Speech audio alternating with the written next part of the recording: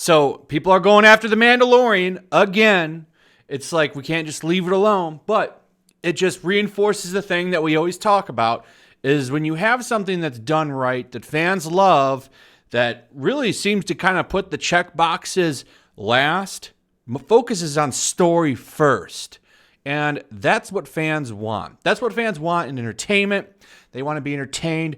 They don't want to have check boxes for agendas and politics to come first. That's not what people are looking for. But of course, when it comes to the Puritans, the NPC, these people, they want the politics to come first, which is not what people want. And when they don't get it, they complain. That's why the Mandalorian is they're trying to destroy the show because it's not like the movies. In the movies, what do they get? They get what they want. They keep moving the goalposts, inching forward, and now they want to take miles. And when Disney wants to reset the clock and go back to the old days when, they were making money and putting out products fans like, well, they get a little upset about it. Now, you think they would be singing some praises for a few things when it comes to the show. I guess that the third chapter, The Sin, which I would argue was probably the best chapter of the show yet, well, that was the first time a female had directed anything live action for Star Wars. So you'd think that's what they would be kind of happy about, even though most people don't care as long as the product is good. And a lot of people have been saying what I just said, that's the best chapter yet. Had the best action scene, in my opinion, when he goes after all the stormtroopers. And I really like the reaction that the director of the show had, where she said, her name's Deborah Chow, by the way, and she's going to be heading up Obi-Wan's series. And after finding that out and seeing what she can do, I'm kind of looking forward to the show even more now. I think she's going to do great. And she had a great reaction. She said, I don't want people to think of me as the first Asian or the first woman to direct Star Wars. I want them to see me as a good director. So here's where this all starts. I'm going to give you the quick TLDR before we go over to the article that's smearing everybody. This is where it starts out. Anita Sarkeesian comes in. If you don't know who that is, you can look it up. I mean, she's a big critic that has a lot of hot takes that turn out to be false. And I'm sure you can find a plethora of plenty of content out there giving you the rundown on who she is. But she has a hot take. I don't even think that she watched The Mandalorian, by the way. I don't think she watched it at all. I really don't. I think she looked at Data Racer's tweets, which I'm going to go over in a little bit. I already did a video on that and saw that people were saying, well, there's very little female representation in The Mandalorian. Even though there's plenty. I mean, there's a lot going on in that show. I just told you they had the first female director for a live-action Star Wars show. Or anything live-action Star Wars. I'm sorry. And the leader of the Mandalorians, little tribe, is a woman. And she misses that. So she tweets out, am I extremely tired, or is there not a single female-speaking character in the first episode of Mandalorian? I've got to have missed something, right? And then she went on to a bunch of takes about, it's so important to have every single piece of entertainment balance out the amount of screen time that a man and woman have, which is absolutely ridiculous. You can have main characters. How are you going to tell a story if you just want it to be about a dude? What is the big deal? But of course, everything has to go by what they want. So she got ratioed because she literally said there's no speaking women in the show. Lo and behold, the main character's boss is a woman who had a lot of dialogue with him. Not that many, but let's keep it real. The Mandalorian himself doesn't have very many lines either. So she gets upset. She gets ratioed.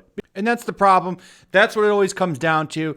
The thing is, so people want to voice their opinions on something, and people clap back and they respond and they criticize what gets said.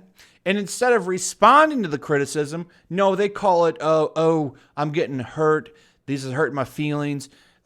Listen, if you want to voice an opinion, that's fine, but you should defend it. Instead, we get something like this. Wow, nearly 3,000 replies because one woman voices her opinion. that we shouldn't be at a point anymore where we just accept media that normalizes patriarchy. Cool, cool, cool. Everyone's having a normal one, I see. Pompous response. But see, here's the thing. Obviously, you didn't watch the show, or you would have known that the character that was talking to him, who was his boss, is a lady. I don't see how that reinforces and normalizes patriarchy. But that's the thing. You just don't want anybody to respond to what you're saying. You just want to have people accept what you have to say. People definitely have a right to respond to what you say. Instead, you just make a big deal about the fact that people don't agree with you. So, here we go. We're at the piece now by the Insider, who's talking about the waves of heat the Mandalorian is taking for its portrayal of women. The thing is, with Star Wars, they have totally bent the knee and have went full-blown identity politics with the stuff, with their movies. And now they want to put a show out for fans, specifically. That's what this show is. It's for fans, to let fans know they're being heard. And I think that it's the wave of criticism that's been shot at Disney for the past couple of years is the reason that this show exists. A few other people have made that point, and I think they're absolutely correct. That's why The Mandalorian exists, to make fans happy. And of course, fake fans who don't even watch the stuff, they just want to complain about, more representation and all that stuff about the show. They're, of course, going to say, hey, we've already taken 10 miles. Why are you going back? So that's where all this starts. They white knight for Anita Sarkeesian. I already went over her post a little bit. Pretty much the first thing starts, well, I can't believe she put an opinion out there and people responded to it. How dare they? So we go down here, and this is something that I want to talk about. Here's a really stupid point in this article. So it's talking about, the treatment of women in the show or whatever. And this is what the author of this thing writes. Specifically, in the first episode, there's one female character wearing a mask who speaks, and 2 female characters total, along with a few women spotted as extras in the background of shots. More female characters are expected to play larger roles in future episodes. Then Anita responds to that, says, even if you want to give the show the benefit of the doubt and say that there's some big, wild justification that's going to come around in episode 7, it feels wrong that the vast majority of this world is populated by men or male-identified characters, Sarkeesian said. Number one, okay, the male-identified characters, a lot of them are aliens. This series has more aliens than the entire collection of Disney movies put out so far. But nonetheless, you don't know what they are. I think it's wrong for you to assume the gender of those aliens, okay? So let's get to the next point. They're complaining that a Mandalorian leader, the woman, is speaking, but she's wearing a mask. She needs to take the helmet off so you can see that it's a woman, I guess. That's a really stupid point. Really dumb. I mean, she's a Mandalorian. She wears a helmet. But hey, I guess things would have been better if some passerby female sold him some goods. Then you could have had a woman speak without a mask on. What is the point there? It just really irritated me. And then the second thing, along with a few women spotted as extras in the background of shots. Who pauses a scene? Okay, this is what I'm saying with these people. So they're watching the show, and they're pausing the scenes in the crowd, and they're literally counting the women that they can spot. How sad is that? That is you're literally like stopping. Let's count the extras here. Let's make sure we've got so many women made up in this crowd that it's an even number. Some weird shit. This is just dumb, and it's kind of pathetic. It's like you're sitting there watching it. Wait, pause the scene. Pause the scene, Harold. Let's count how many women are in the background there. Okay, we got 1, 2, 3. It's like, these are the fun police, I'm telling you. Like, imagine you're sitting there watching a show with someone. Hello, hold on. Please pause the scene so that we can make sure that there's an adequate number of women in the scene. We must have We must have representation in even numbers in our extras for the show. So next up, they talk about Data Racer, and we're going to look at his tweets again in a second. I already did a video on this. And they interviewed some people that he collected tweets of for his excellent collage. And they talk about how, they can't voice their opinions without people counter-opinioning. Like basically, they're saying these people should be allowed to pretty much smear the show and no one should respond to them. But I found this one right here. So they spoke to some of the people that he collected tweets on, and two of the people whose tweets were featured in the roundup said their tweets were mischaracterized. So let's go ahead and take a look at some of them and see what's so mischaracterized here. I mean, they all seem pretty spot on. It's a bunch of people complaining that there weren't enough ladies in the first episode, even though there was one.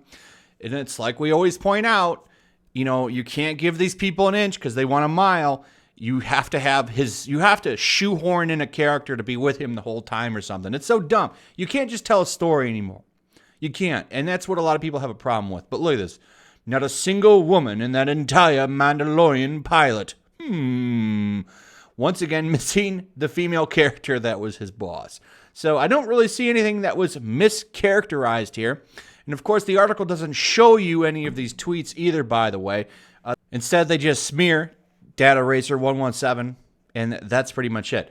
So nothing is really mischaracterized there. It's pretty spot on. It's a bunch of people complaining about the show and saying that it needs to shoehorn in stuff instead of telling the story that it wants to tell. Those are really the things that I wanted to point out about the article. Just stupid hot takes like that. It's just more white knighting, stuff like that. I'll link you in the description if you want to actually read this thing. You're not missing much. It's more of the same usual rhetoric. It's actually pretty poorly written compared to a lot of other ones. There's not a lot to really roast there other than what I've already brought up. But I wanted to talk about it because it's just the first of many things coming on this show. They're going to pick this show apart like they usually do.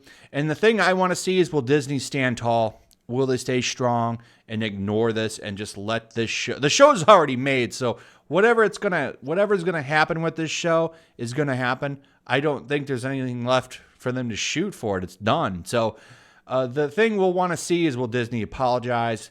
Will they say we're gonna do better or whatever? I also think Obi-Wan is gonna face this kind of criticism because what are you gonna do with that show, right? It's an old man in the desert alone. So if you think this show is getting a wave of heat, you wait till Obi-Wan comes out, because that one, there should be a Force Ghost woman with him. So we'll see what happens. But if you want to read this, it'll be in the description. That's pretty much it. Give me your thoughts on this. What do you think about these people coming after the show? Why can't we just tell stories? Give me your thoughts on that. Give me your thoughts on anything, because comments help the channel. Comments and likes, by the way, so make sure you like the video. Comments and like help the engagement score. That's what gets my videos in the algorithm. So make sure you consider doing that. If there's anything you can do for the channel, it's likes and comments. Also, make sure you still subscribe. Subscribe if you're new, and make sure you got that notification bell hit. Share the video so we can get the hilarity out there. And as always, I will see you on the next one. Peace.